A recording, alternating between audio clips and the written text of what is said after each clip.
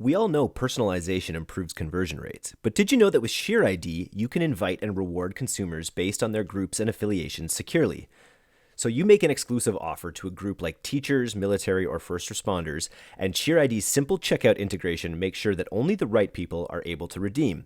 The best part is that the process is incredibly simple, and it's embedded right into your brand's checkout flow. Start your personalized checkout campaign today. Visit sheerid.com. On with the show. Hello and welcome to All Killer No Filler. It is Friday, and I'm Eric Dick, along with co-host Kyle Guilfoyle. And today we are here with another preview of our upcoming challenge, the Build a Pre-Sell Page Challenge. And today we're highlighting the day 2 content. So on day 1, we talked about how to build pre-sell pages, why you want to build pre-sell pages, and we're going to go through a bunch of different examples of all the best pre-sell pages, the elements that you need to sort of build out in each of your pre-sell pages. And now day 2 is when we get into the real meat of things of how you actually write these pre-sale pages, how you write each section, what copywriting frameworks you use. And so we have brought on 2 pillars of strength on the Pilothouse copywriting team, Brad Knell and Alora Bossy, representing the old school and the new school of copywriting here to teach us all about how to write effective pre-sale copy on pages. Welcome to All Killer No Filler. How are you both doing? Alora, how are you? You go first. Ladies first. Yeah, happy to be here. I love the DTC podcast, so it's awesome to be on.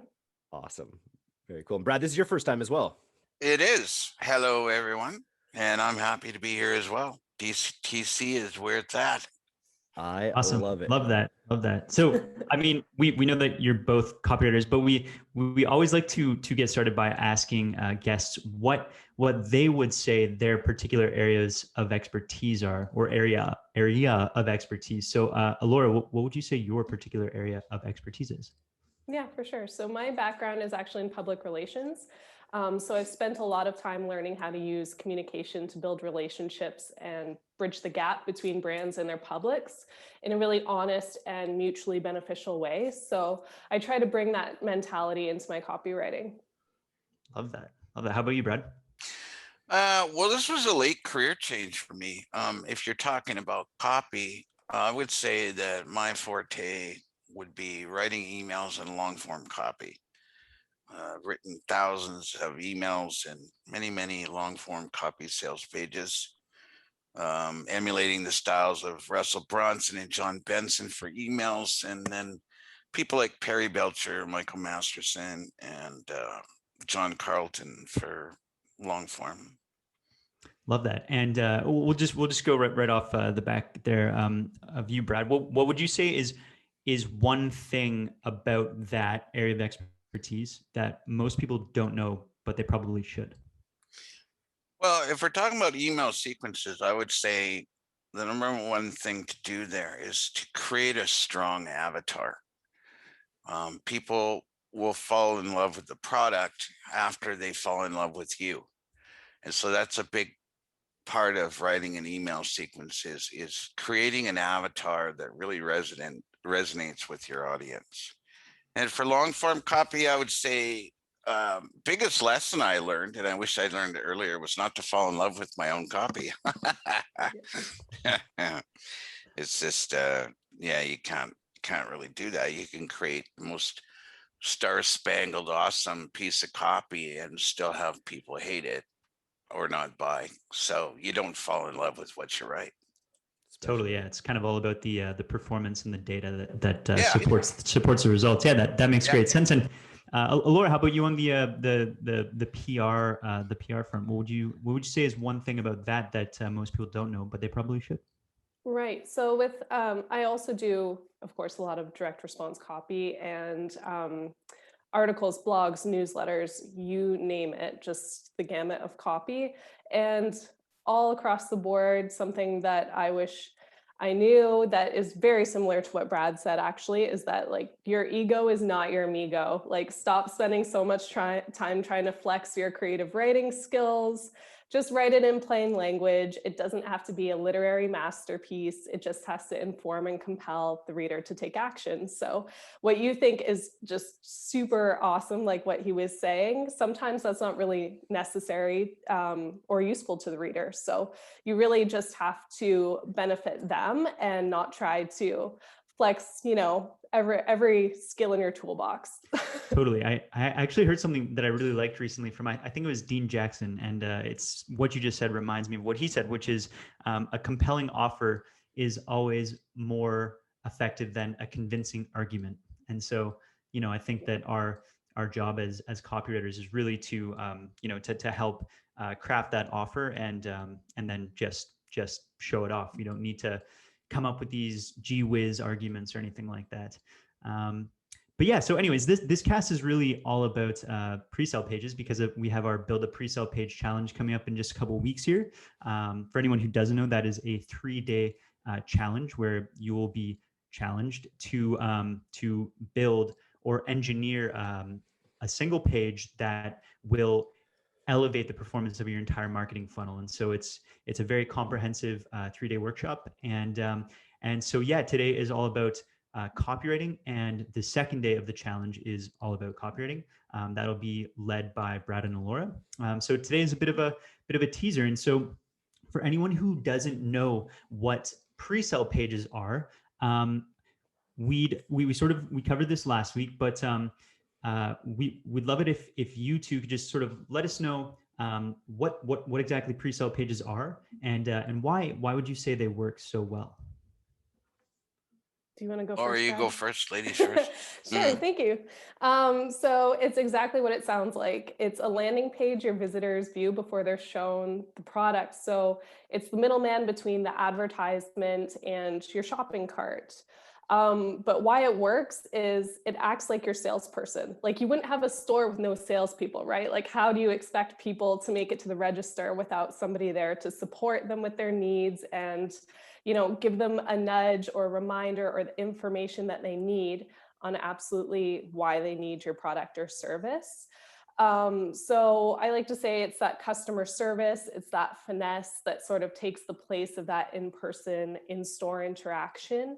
You're also eliminating their doubts and replacing them with proof and reassuring benefits that make the product and service so irresistible.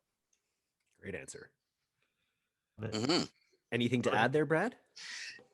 Well, a pre-sale, it's the whole job of the pre-sale is to get people sufficiently excited about taking some action. And typically it falls kind of, as Alora alluded to, it'll fall between it'll come after a Facebook or an IG ad. And it's a comprehensive sales page. So it does the heavy lifting for the Facebook ad or the Instagram ad, and it gets people whipped into a frenzy. You want them ready to whip out their wallets when they click the order button at the bottom of it. And then from there, they typically will move to an order page where they can go ahead and order the product. So yeah. And before someone can get started writing their own pre-sale page, would you guys say there are some basic building blocks that a brand or a copywriter needs to have in place before they can get started? And if so, what would you say those building blocks are? Well, you need a thorough understanding of your product. You got to know what it is, how it works, what makes it unique. You really need to know the product super well. What differentiates it from competitors. And you also need to have a real good understanding of who the prospect is. What's his or her problem as it relates to the product you're selling, tapping into the emotions relating to the experience they're having with the problem that your product solves. So there's a lot of research that has to go into it on the front end before you even pick up a pen. Those things are vital. Actually, on that note, I'm very fascinated in research and how there are 1,000,001 ways to conduct research. Would you guys mind talking a bit about what your ideal research process looks like? Yeah. So do you want to go first, Brad? Sorry. Nope. I want you to. Thanks. Yeah, so with my research process, I do exactly what Brad says. First, I take a really good look at the unique qualities that the product or service has, what makes that brand so special, how it's different than the competition. And then I really dig into the prospects, like what he was saying. So a lot of review mining. I really dig in deep to comment sections. So if the brand has a really strong Instagram page, pretty big following, I'll do a deep dive into all those comments to see what their experience was, what they're saying. You can find comments anywhere, whether it's, their Amazon page, social media, and also like their, what influencers are saying about them as well. So it's just compiling all those key messages, the good and the bad, and formulating your key messages from there. Very cool. So one of the things that I've heard you to debate on is the copywriting framework that we use, whether it's AIDA is the one that I'm most familiar with, and then you also we're talking about PAS or PASS, the problem, agitation, solution. Which of these frameworks, Brad, are you most do you find yourself writing in most often, and why? Yeah, here I find that the problem, agitate, solution, or pass strategy seems to work really well. It's very basic. It's the easiest one to write, and people seem to respond to it the best. And the elements in it, it's simply a matter of introducing the problem, agitating the problem, and then offering people a solution. So it's very easy to read as well. And I can just think of Alora's comments about diving into the comments section, and how you could find ammo for all those things. You could find the problem that they had before. You could talk about how this addressed their problem. This is, the things that, all these things could come directly from those comments, Alora. Absolutely. Yeah. People have no problem airing that stuff out on their social media accounts, or, if they have a really great experience, or if they have a super negative experience, it's going to show up online nowadays. So having a really good understanding of that is sort of how you plan your strategy.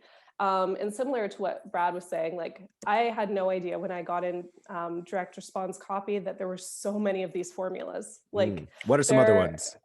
Oh, What are your favorites? I saw one the other day that's called Pastor. It's kind of like PAS, but there's like a T, an O, and an R, and like they like put so many different things in them.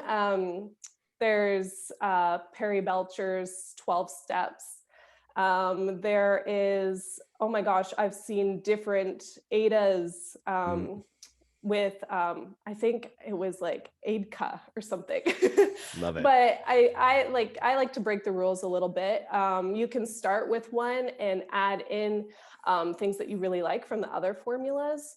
I make sure that there's always some sort of social proof in there as well, especially nowadays. Your best marketing tool is the people who talk about you, right? So having that social proof definitely involved when you're solving the problem and coming up with the solution. I think that's important. Yeah, and the mechanisms are, it's really just like any skill, right? It's like jazz, and you learn, once you learn the structures, then you can sort of, and the rules, you can break them and improvise. I'm just all of a sudden, I sometimes get curious, and I am curious about what it is about copywriting that you guys find most fascinating, that kind of like lit something up inside of you when you learned about it, as it did for me. I'd love to, would you guys mind going down that rabbit hole for just a little bit? Sure. Do you want me to start, Brad? Yeah. Okay. So ladies first. I think it's good practice. That's a good rule. Yeah. I never want to assume. So I really am passionate about communications as a whole. And so when I studied in university public relations, a lot of those principles are applied to marketing and direct copywriting as well. And they have to do with persuasion and human psychology and there's some ethics in there too, how ethical some of that stuff is, but how far you can take persuasion and you're really trying to generate an emotional response. I think that that's super fascinating. The whole psychology behind what we do. I love the way you mentioned it too. It's not just about getting them to like something or it's really, it's got to go, it has to have enough momentum to take them all the way through action. Right. And so I think there's a lot of creativity that goes into, the psychology of helping people visualize, what their life would be like with this product in their life. Cause it's that bridge that you can make that really, I think, drives the conversions, I would imagine. Would you agree with that, Brad? I would, and that's why understanding who your avatar is so important. I think of it like this: when I sit down to write a piece of copy, I imagine myself sitting in a bar and I'm having a drink and there's next to nobody in the place and a friend of yours walks in and you start a conversation about a problem he's having. It's a conversation. And if you're selling a product that you really believe in, I mean, we can't always do that in copy, but I think that that's really what it's about for me, is seeing that light bulb go on in people's heads when you share the conversation that you're writing, persuading them, convincing them about something that you truly believe in is just an awesome feeling. It really is. What are you drinking in the bar? Well, I guess we can't really do that right now, can we, with COVID? But I'm curious what your drink of choice is. Oh, it'd be a Caesar for sure. Oh, I lived in California for 4 years, and no bartender I talked to had ever heard of a Caesar. So it's, it was always a conversation. Most of our listeners probably haven't either. That's when we extract clam juice and add it to a Bloody Mary for some amazing reason that is specifically Canadian. And we change the rim. We swap out salt for celery salt. Anyways, I digress. I love that, Brad. Yeah, there's something else. It really, like, a lot of what we're talking about right now reminds me of I think it was Eugene Schwartz who said that, our job as copywriters isn't to like create desire, it's to tap into a mass desire that already exists. That's right. That's right. Yeah. I just love that. And that's where those little phrases that you can pull from the reviews. It's funny. We talk about UGC being so powerful because you're going to get someone in their natural environment, engaging the product, and you never know what look on that product or what specific angle or what specific motion that someone makes that will cause someone to resonate. And I imagine with copy, it's the same thing. Like the deeper you can get into the way they think about it. Like I think about all the, I think about the hacks that we've talked about in the newsletter, just like, those opening words like, imagine or even if, or these things, these sort of like these really hooky things. I think that conversation kind of went in two ways, but I wanted to move it into the actual like pieces of these pre-sale pages. And obviously, what's the job of the header? What's the number one? What do you have to deliver in any header of a pre-sale page?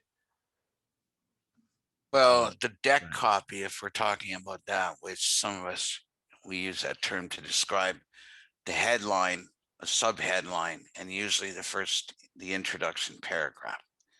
So all the stuff that's above the fold in the page, that's absolutely important. A headline, I would say, is the most important thing that you can do on a page. You have to nail the headline, because when you look at the whole piece of copy, a headline is worth 80 points out of 100. And it is because you have 3 seconds to capture their attention. And so that headline either locks their eyeballs on your page and compels them to read further into your copy, or else you lose them.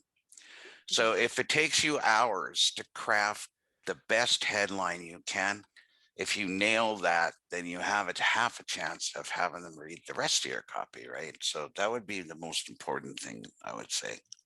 Yeah, I always consider, how compelling, how newsworthy, how current is the angle, and definitely you have to run it through how factual is it, because like what he's saying, you're not trying to fool anybody for cheap clicks if you want them to actually convert. You want them to read through all the way to the end. So you do want it to have a good representation of what the reader is going to get out of this. The whole point is, from start to end, you're trying to benefit them. You're trying to solve their problem. So that's what you have to consider when you're making a headline, not just is it super clickbaity or And that's what I'm wondering, like, what is the job? Is the job of the headline, are you answering, like, what questions are you answering? Are you trying to answer why in the headline? Are you trying to answer the what? Like, is it really just about orienting them about exactly what this is so they know that they know what it is? Or is it trying to pique them more to read further? Well, I've heard that. I mean, curiosity is a popular thing. A lot of people like to use that in a headline. It hasn't, every aspect of every element of a piece of copy has been researched and studied and tested to death scientifically. And there's a basic formula that they teach regarding headlines that has to do with the 4 U's. So we say that a headline should be unique, ultra specific, user friendly, and urgent. And if you can put those 4 U's in your headline, you're going to hit the ball out of the park. You have a good chance of doing it. Yeah. Now, the only thing with that is it may make the headline a little long.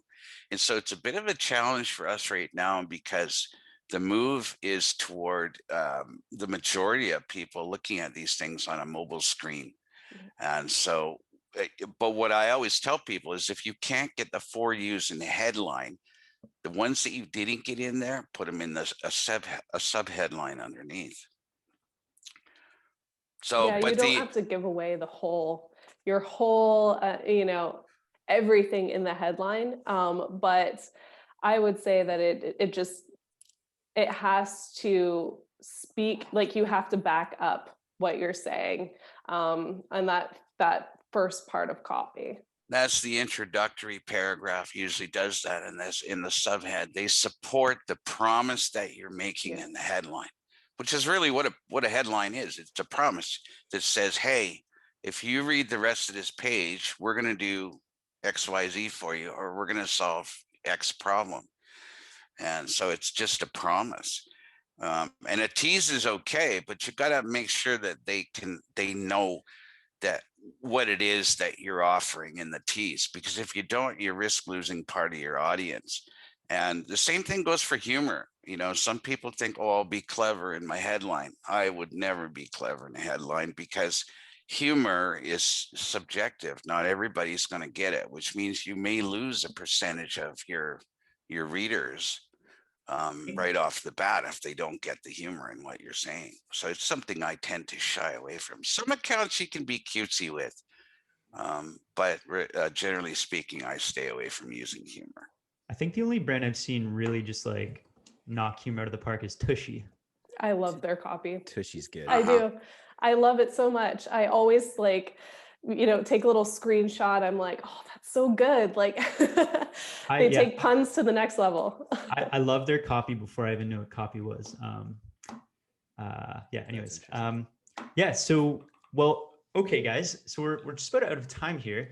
But before we wrap up, we have some rapid fire questions for you. Unless, Eric, do you have anything you'd like to ask? I just had one more. So we talked about the header. I'm just interested in the process, like, because and this is going to be talked about in the course coming up, in the Presell course as well. But when you have to write a long form sales letter, it's like you can just get turned loose. You have your research, you get turned loose. But when it comes to actually building the copy for a Presell page, how does that actually work? Are you guys determining, what kind of content should go where, or are you sort of given like, okay, we need a section that's like this and it's got to hit these notes? Do you think about these pages more holistically or more as like individual components?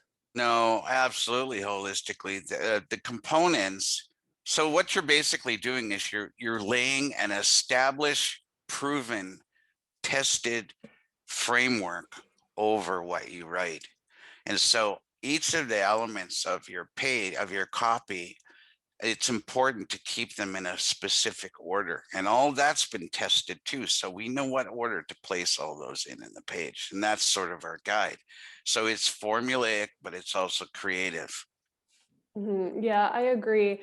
Once you've done all your research, then from there, I would gather your key messages, then start working through your elements. So your headline, your value propositions, your social proof, your bullet list, your CTA. And then you go and fill in the gaps with persuasion principles like ADA and PAS. Cool. Well, that kind of completes it right there. What's the most powerful social proof that you can have? What's the gold standard for what you're looking for when you're writing the copy for a page? For social proof? Yeah. Is it screenshots of real things? Is it just text? Is it like? Yeah, you want to use a site. You want to find reviews on a site that's trusted. So something like Trustpilot, that's a fantastic place to get reviews. And, a lot of people, that's how they shop online now. They'll go and check something out and then they'll go away and they'll go and check reviews on it. And Trustpilot is one of those sites. It's authoritative. People trust it. And so if you can get reviews from places like that to put in your copy, it's perfect. Nice. Amazon's another one that's great too. Yeah. I believe we will be providing these frameworks as well, right? That's the point of this challenge as well. So that's something that that our D2C Plus members can look forward to. Yep. Very Yeah, cool. I think we're going to go over some more do's and don'ts in a deeper way. Nice. Exciting. Sure, lots of examples. It'll be fun. Yeah. All right. Are you guys ready for this rapid fire round? Okay. Favorite podcast and why? Ladies first. DTC. Correct. Right. But other than that, I listen to a lot of podcasts. I love them. But for writing, I do like the business of writing podcasts. And for marketing, I just started listening to Marketing Over Coffee. And yeah, I just like having it on in the background and seeing what the current topics are.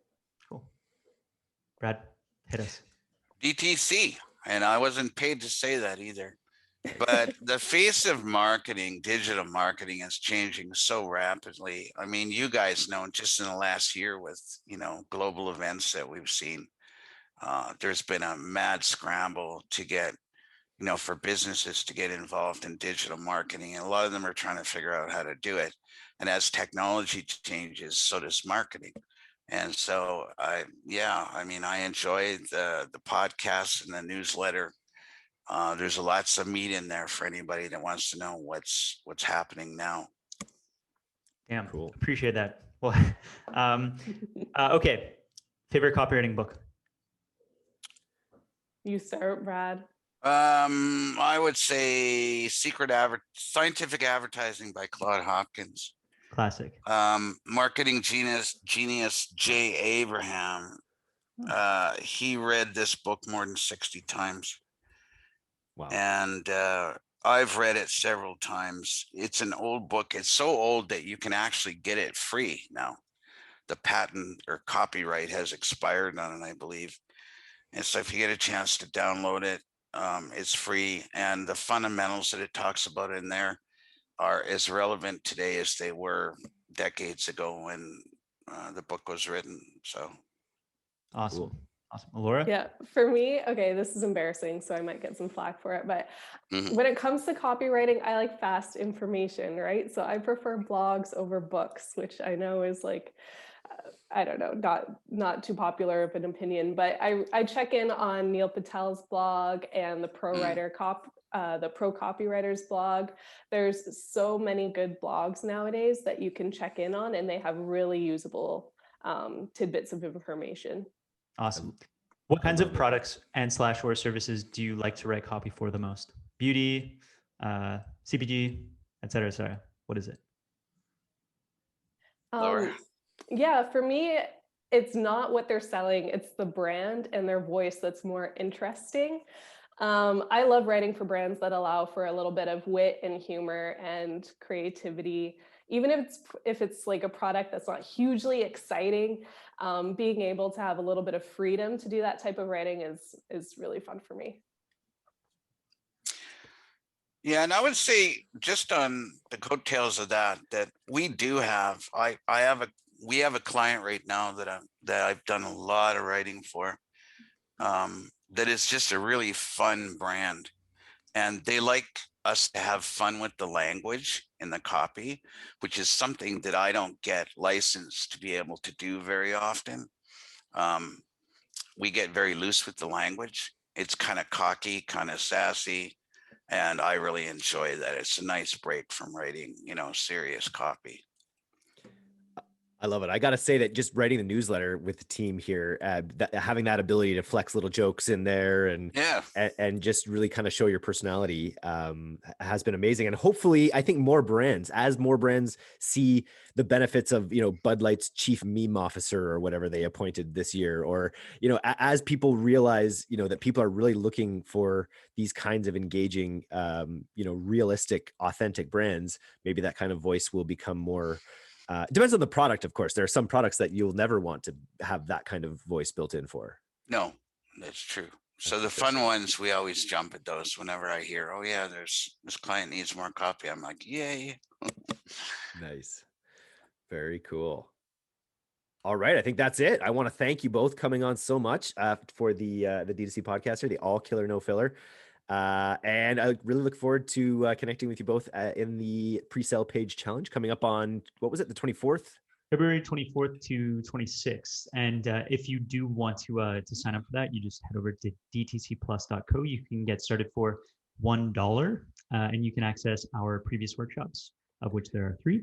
And And if you're not doing pre-sale pages, like this just, let's leave people. If you're not currently doing pre-sale pages, if you're paying good money to run traffic to store pages at the top of your funnel, this course could really change the direction of your business. And even if you're doing well, it can do a lot better with pre-sales. You can increase your AOV, you can increase your conversion rates, and you can connect with Brad and Alora, who are going to teach you exactly how to do that with copywriting on day 2.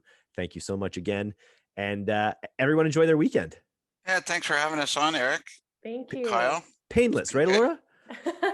Well, so bad. sorta, yeah. Okay, you did great. Always great talking to you guys. All right, peace. Thanks, All right, guys. take care.